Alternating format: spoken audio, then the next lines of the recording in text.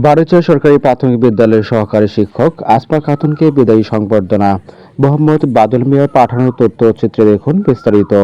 নরসিংদীর বেলাব উপজেলার বারুইছড়ি সরকারি প্রাথমিক বিদ্যালয়ের সহকারী শিক্ষক আসমা খাতুনকে অবসরজনিত বিদায় উপলক্ষে বিদায়ী সংবর্ধনা দিয়েছে বিদ্যালয় কর্তৃপক্ষ ও এলাকাবাসী।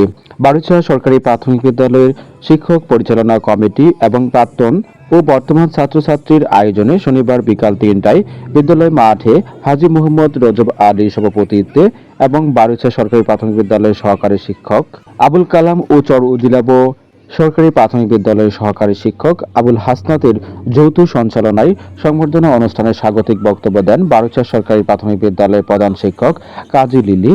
উদ্বোধনী বক্তব্য দেন নারায়ণপুর ইউনিয়ন বিএনপির সভাপতি রাশিদুল ইসলাম লাল মিয়া, বারুইছড়ি সরকারি প্রাথমিক বিদ্যালয়ের সাবেক প্রধান শিক্ষক রাবেয়া খাতুন শান্তি, বিটি মর্জেল সরকারি প্রাথমিক বিদ্যালয়ের প্রধান শিক্ষক আসপিয়া আক্তার হেনা, আনোয়ারা বেগম, শহীদুল্লাহ, কাজল মিয়া, রুকসানা বেগম, রবিউল ইসলাম, ওহিদুজ্জামান সহ বিদ্যালয়ের শিক্ষক, ছাত্রছাত্রী, অভিভাবক ও এলাকাবাসী।